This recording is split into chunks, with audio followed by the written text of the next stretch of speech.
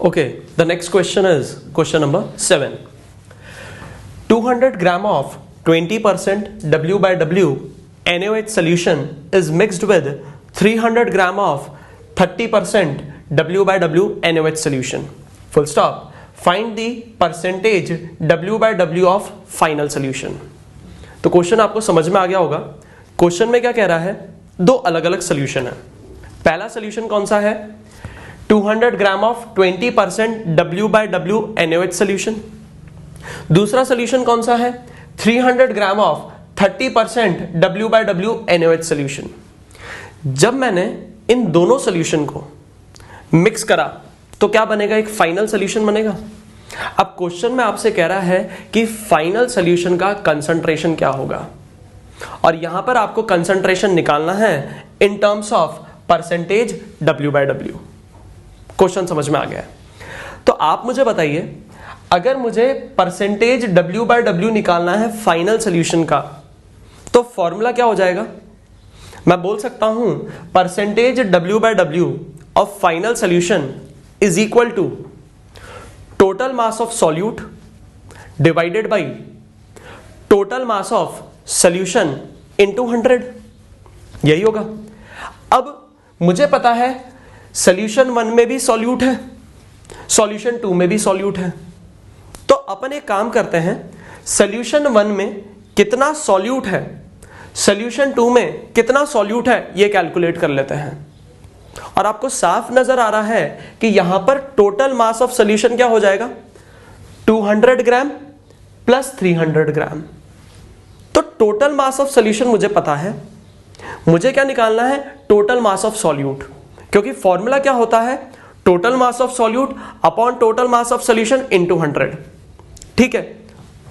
तो अगर मैं सोल्यूशन 1 की बात करूं, तो सोल्यूशन 1 में कह रहा है कि 20% किसका, 200 का NaOH सोल्यूशन है. मतलब 200 का अगर 20% करेंगे उतना क्या है, NaOH सोल्यूशन है. तो मैंने क्या करा, 200 का 20% कर दिया, तो NaOH का मास कितना आ गया, 40 ग्राम. तो मैं कह सकता हूं 200 ग्राम सोल्यूशन में कितना ग्राम NaOH है, 40 ग्राम. 40 gram of NaOH is present in 200 gram of solution. अगर मैं सोल्यूशन 2 की बात करूं, तो सोल्यूशन 2 में कह रहा है कि 300 ग्राम का 30% NaOH सोल्यूशन है. 300 ग्राम का 30% क्या हो जाएगा, 300 इंटू 30/100. जब इसको सॉल्व करोगे तो ये कितना आ रहा है, 90 ग्राम आ गया. मतलब मैं कह सकता हूं कि 300 ग्राम में 90 ग्राम कौन है, NaOH सोल्यूशन है. 90 gram of NaOH is present in 300 gram of solution. अब अपन को क्या निकालना है, परसेंटेज W by W निकालना है फाइनल सोल्यूशन का. फॉर्मूला अभी बताया था, वापस से मैं बता देता हूं. फॉर्मूला क्या हो जाएगा, total mass of solute divided by total mass of solution into 100. Total mass of solute, solute का टोटल मास कितना हो जाएगा, सोल्यूशन 1 में कितना है 40, सोल्यूशन 2 में कितना है 90. तो टोटल मास कितना हो जाएगा, 40 plus 90 divided by total mass of solution. Total mass of solution की बात करूं तो सोल्यूशन 1 का टोटल मास कितना है 200, सोल्यूशन 2 का टोटल मास कितना है 300. 200 प्लस 300 कितना हो जाएगा, 500 इंटू 100. तो 40 प्लस 90 130 डिवाइडेड बाई 500 इंटू 100. अब आपको साफ नजर आ रहा है ये कितने टाइम्स निकल गया, 5 टाइम्स हो गया. तो 130 डिवाइडेड बाई 5 कितना हो जाएगा, 26. तो आंसर क्या आ जाएगा, 26%. क्लियर है यहां तक. नेक्स्ट क्वेश्चन है क्वेश्चन नंबर 8. क्वेश्चन नंबर 8 में क्या कह रहे हैं, समझ लेते हैं. An aqueous solution of glucose is 10% W by V. Full stop. The volume in which 1 mole glucose is dissolved will be. Question क्या कहना चाह रहा है, ये आपका क्वेश्चन है, कंप्लीट क्वेश्चन है. क्वेश्चन क्या कहना चाह रहा है कि एक एक्वस सोल्यूशन है जिसमें ग्लूकोज का कंसंट्रेशन कितना है, 10% W by V. अब आपसे पूछ रहा है क्वेश्चन में कि कितना वॉल्यूम की रिक्वायरमेंट होगी ताकि मुझे 1 मोल ग्लूकोज डिसॉल्व होता हुआ मिल जाए. या मैं ऐसे कह दूं कि 1 मोल ग्लूकोज को डिसॉल्व करने के लिए मुझे कितना वॉल्यूम चाहिए होगा. ये आपको निकालना है. आपको निकालना क्या है, वॉल्यूम निकालना है जिसमें 1 मोल ग्लूकोज मौजूद होगा. तो सबसे पहले ग्लूकोज की बात करते हैं। ग्लूकोज का फॉर्मूला आपको पता है C6H12O6। इसका मोलर मास कितना होता है 180। बेटर होगा कि ग्लूकोज का मोलर मास अपन याद रख लें। कुछ सब्सटेंसेस के मोलर मास अपन यहां पर याद रखने की कोशिश करेंगे, क्योंकि ये सब्सटेंसेस बहुत ही कॉमन है। तो अगर याद रहेंगे आपको तो कैलकुलेशन में आसानी होगी। जैसे कि यूरिया का हो गया, ग्लूकोज का हो गया। यूरिया का कितना होता है 60 होता है, 60 ग्राम मोल इनवर्स। ग्लूकोज का कितना होता है 180 ग्राम मोल इनवर्स। इस 180 ग्राम मोल इनवर्स का मतलब क्या है, एक मोल ग्लूकोज का मास कितना होता है 180 ग्राम। ठीक है, ये तो हो गई ग्लूकोज की बात। अब यहां पर आपको कंसंट्रेशन दे रहा है 10% W/V। तो अपन क्या करते हैं, इसको एक्सपैंड करके लिखते हैं। जब मैं इसको एक्सपैंड करूंगा तो कैसे लिखूंगा, मैं बोल सकता हूं 10 gram of glucose is present in 100 ml of solution. 100 ml solution में कितना ग्राम है 10 ग्राम है, और अपन को पता क्या लगाना है कि वॉल्यूम कितना होना चाहिए ताकि मुझे 1 मोल ग्लूकोज डिजोल्व होता हुआ मिल जाए। अब आप मुझे बताएं 1 मोल ग्लूकोज का मास कितना होगा 180 ग्राम। तो अगर 10 ग्राम को चाहिए 100 ml, तो 180 ग्राम को कितना वॉल्यूम चाहिए ये अपन को निकालना है। तो अपन ने क्या करा, यूनिटरी मेथड लगा दिया। तो मुझे पता है the weight of 1 mole of glucose is 180 ग्राम। तो 10 ग्राम के लिए वॉल्यूम कितना रिक्वायर्ड है 100 ml।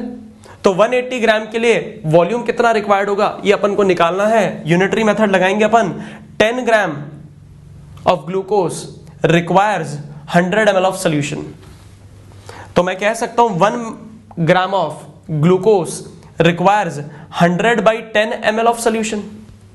तो आप ही मुझे बताइए 180 gram of glucose will require 100/10 into 180 ml of solution. जब आप इसको सॉल्व करेंगे तो आ जाएगा 1800 ml सोल्यूशन, या मैं ऐसे कह दूं 1.8 लीटर सोल्यूशन। तो अगर मुझे 1 मोल ग्लूकोज को डिसॉल्व करना है तो वॉल्यूम ऑफ सोल्यूशन कितना रिक्वायर्ड होगा 1800 ml या 1.8 लीटर। यहां तक क्लियर है सभी को। Next question is question number 9। Question number 9 में क्या कह रहा है, N aqueous solution of glucose is 20% in strength, full stop. The volume in which 4 gram mole of it is dissolved will be। Question में आपको 2 डेटा गिवन है। एक आपको परसेंटेज स्ट्रेंथ के बारे में इंफॉर्मेशन गिवन है, दूसरा आपको ग्लूकोज का अमाउंट दे रखा है। कितना दे रखा है 4 ग्राम मोल। क्वेश्चन में आपको क्या पता लगाना है कि ग्लूकोज के 4 ग्राम मोल को डिसॉल्व करने के लिए कितना वॉल्यूम रिक्वायर्ड होगा। क्वेश्चन बहुत ही सिंपल है। क्वेश्चन को शुरू करते हैं। शुरू करने से पहले यहां पर 2 चीजें ध्यान रखना। बच्चे यहां पर 2 कॉमन एरर करते हैं।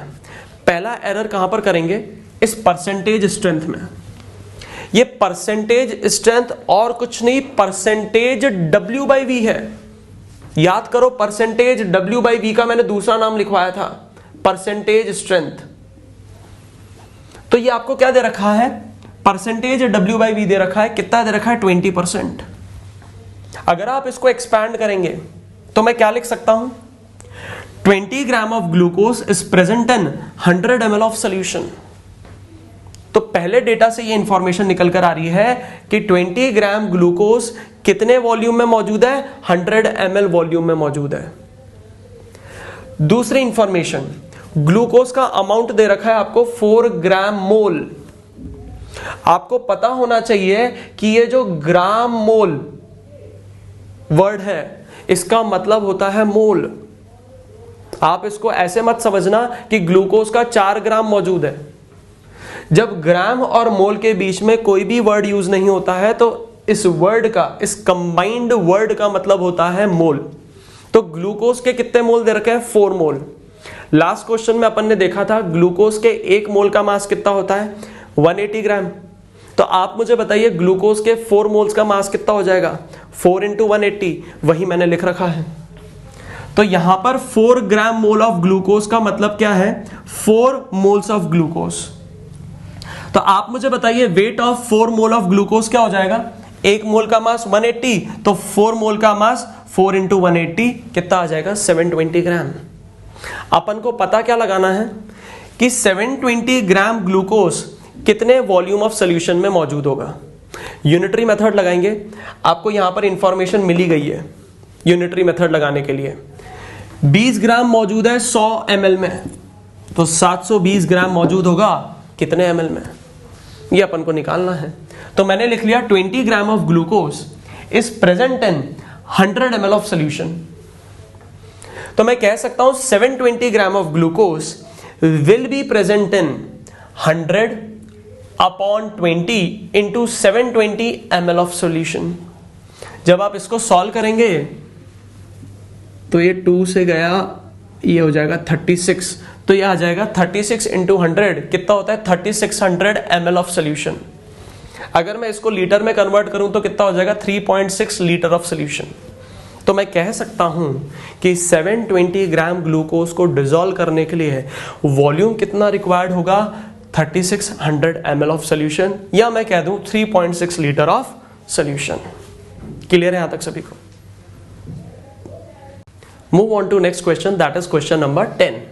क्वेश्चन नंबर 10 में क्या कह रहा है, what will be the density in gram per ml of 3.6 molar sulphuric acid having 29% by mass. और आपको यहां पर सल्फ्यूरिक एसिड का मॉलिक्यूलर वेट दे रखा है 98 ग्राम मोल इनवर्स। अब यहां पर इस क्वेश्चन में आपको दो इंफॉर्मेशन गिवन है। दो इंफॉर्मेशन कौन कौन सी गिवन है? आपको मोलैरिटी दे रखी है 3.6 मोलर और परसेंटेज बाई मास दे रखा है 29%। आपसे फाइंड करने को क्या बोल रहा है? डेंसिटी ऑफ सॉल्यूशन फाइंड करने को बोल रहा है। तो अपन जानते हैं अगर सॉल्यूशन की डेंसिटी फाइंड करनी है तो डेंसिटी का फॉर्मूला क्या होता है? Mass by volume. तो अगर डेंसिटी फाइंड करनी है सॉल्यूशन की तो मास भी रखना पड़ेगा सॉल्यूशन का, वॉल्यूम भी रखना पड़ेगा सॉल्यूशन का। ठीक है यहां तक? अब यहां पर पहली इंफॉर्मेशन दे रखी है 3.6 मोलर।